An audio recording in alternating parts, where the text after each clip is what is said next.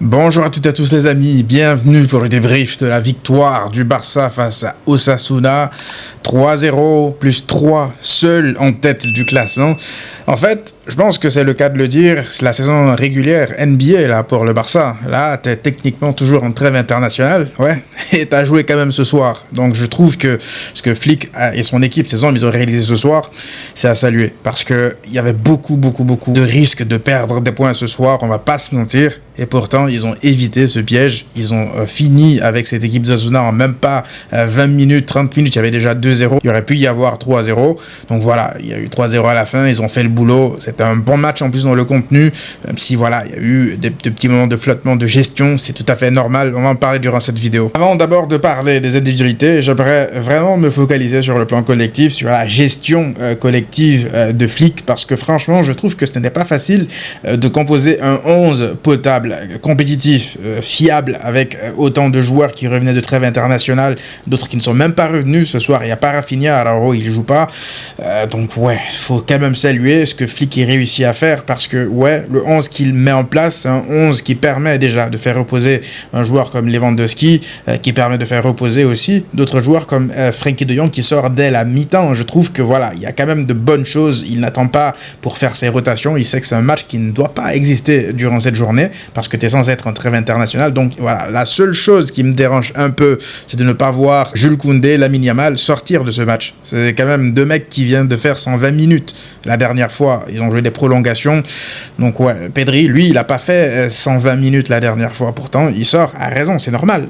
Du coup, Lamine Yamal, Jules Koundé, faut quand même réussir, je veux dire, à faire attention à certains joueurs, surtout sur cette dernière ligne droite. On a vu qu'on ne peut pas faire confiance à un mec comme Dani Olmo. Il n'est pas fiable physiquement, malgré tout ce que le staff, ce que les médecins, ce que l'équipe de Flick font pour le ménager, faire attention à lui, bah on voit qu'il n'est pas capable en fait d'enchaîner 2, 3, 4 matchs sans avoir une blessure musculaire. Donc là, je pense que voilà, ça va être compliqué de compter sur lui sur la dernière ligne droite, on verra. J'espère que c'est pas trop grave, mais voilà, c'est compliqué de gérer des minutes, de faire attention à tout le monde. Donc ça me fait plaisir aussi de voir, là on va parler sur le plan individuel, un mec comme Gavi faire son retour à ce niveau-là, parce que tu as besoin de tous ces mecs-là pour la dernière ligne droite. Gavi, il te sort un match avec et sans ballon au-dessus de la moyenne. Ce que Gavi fait ce soir, je sais pas, parce que beaucoup de gens voulaient le terminer, ouais, parce qu'il a passé 2-3 matchs en numéro 10 où il n'était pas à son aise.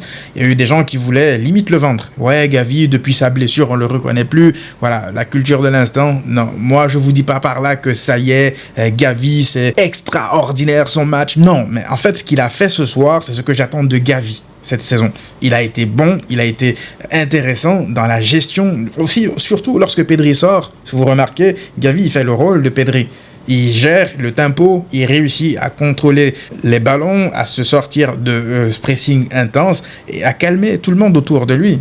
Moi, je savais qu'il était capable de faire ça parce qu'il l'a déjà montré. Mais on a toujours cette image de lui, de la petite brute qui va dans les duels. Certes, il est intense dans son jeu, mais c'est un mec avec le ballon lorsqu'il est à son poste et à son niveau qui est capable de sortir des matchs comme ça. Franchement, ce soir, je regardais Gavi sur certaines séquences, j'avais limite l'impression de voir Pedri avec encore plus d'agressivité. Vous voyez, donc ça me fait plaisir qu'ils reviennent comme ça avec de belles performances sur cette dernière ligne droite, parce que tu en auras besoin. Si tu peux pas compter sur Olmo, ben ouais, Gavi, Frenkie de Jong, Pedri, Fermin aussi, Fermin qui fait une très belle rentrée derrière. La passe qu'il sort pour Lewandowski, c'est juste exceptionnel. C'est-à-dire que si cette passe-là, elle est moins forte d'un cheveu ou plus forte d'un cheveu, Lewandowski, il l'a pas et le défenseur la sort. Donc ouais, techniquement, Fermin sur certaines actions, un contrôle orienté pour se débarrasser de ses adversaires. Donc voilà, ça fait plaisir de voir qu'il y a derrière des joueurs sur qui tu peux compter. Et vous savez, au bout d'un moment, je me suis posé, j'ai regardé ce milieu, Frenkie de Jong, Pedri. Je vous mens pas, les amis, que vous savez, lorsqu'on est habitué à les voir jouer pour toi, pour ton équipe, tu prends les choses pour acquis.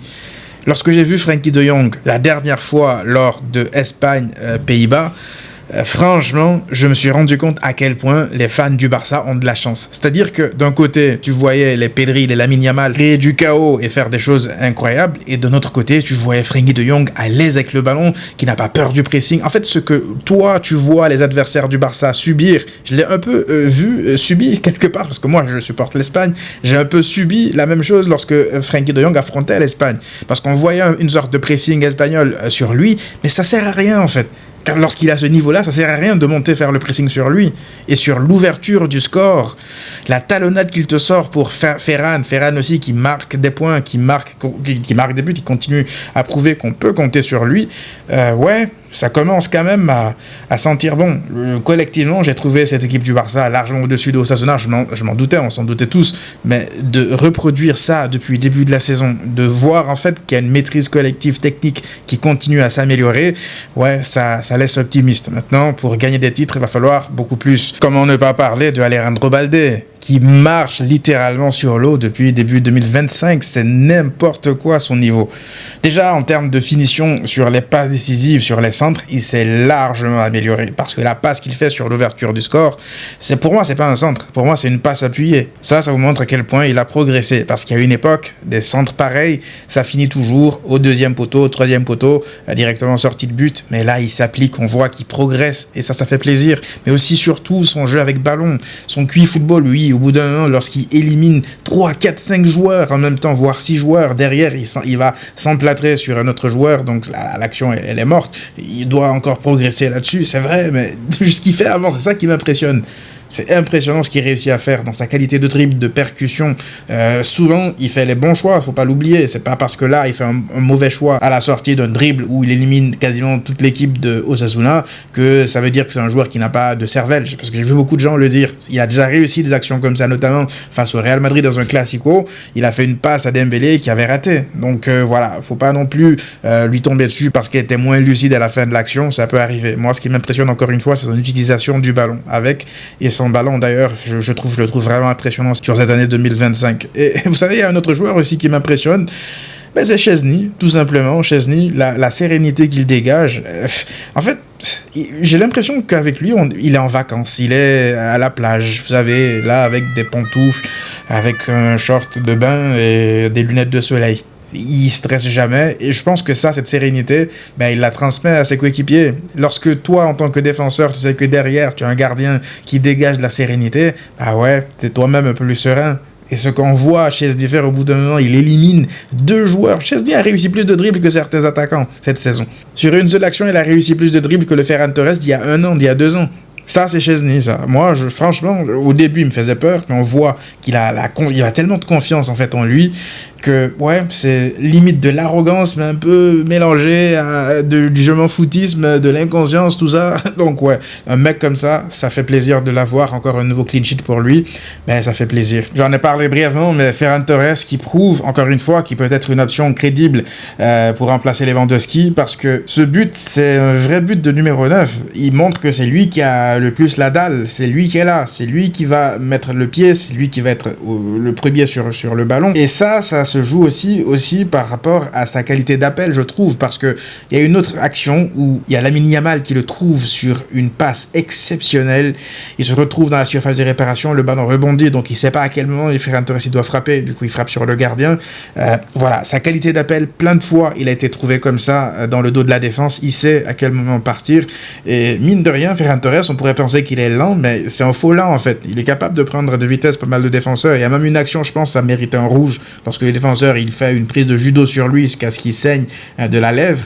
Ouais, mais bon, derrière il frappe le poteau sur le coup franc. Voilà, il est en confiance. T'as besoin de ça. T'as besoin de savoir en fait que t'as des options comme lui sur le banc capables de remplacer Lewandowski et d'être quand même à un très bon niveau compétitif pour les matchs que tu vas jouer. Et Lewandowski qui rentre lui aussi, qui plante son but, un but de numéro 9, de vrai numéro 9 dans le placement.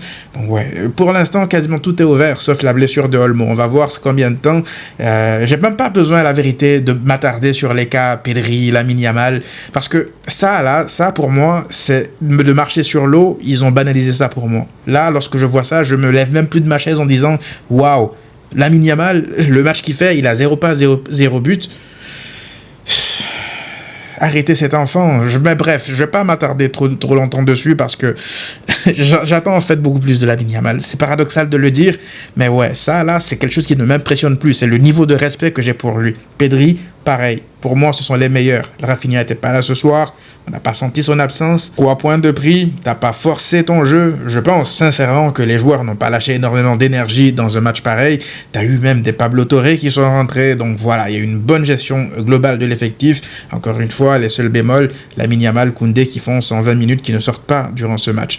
Et voilà, 3 points. Tu accueilles Giron la semaine... Non, même pas la semaine, ce dimanche. Ouais, je vous ai dit, c'est un calendrier NBA. Là, on est dans la saison régulière. Bientôt les playoffs. Là, ça va s'enchaîner. Si bientôt ils vont nous obliger à jouer un match back-to-back. Demain, un autre match du Barça en championnat ou en Coupe d'Espagne ou peu importe. Bref, les amis, dites-moi vous qu'est-ce que vous en pensez. Est-ce que j'ai oublié un joueur en particulier ou pas? Le Barça continue à mettre la pression sur le Real. C'est ce qu'il faut faire avant le Classico. Déjà là, tu as tes 3 points d'avance, c'est fini. Tu n'as plus de match en retard. Tu as fait ton retard. Tu es à 3 points devant eux.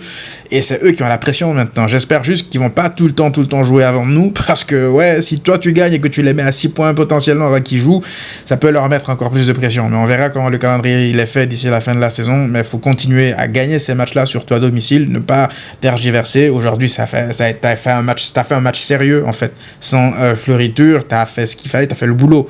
T'as fait le boulot en mettant en plus la bannière derrière sans forcer. Donc voilà les amis, on se retrouve très rapidement pour une nouvelle vidéo. D'ici là, prenez tous soin de vous et à très vite.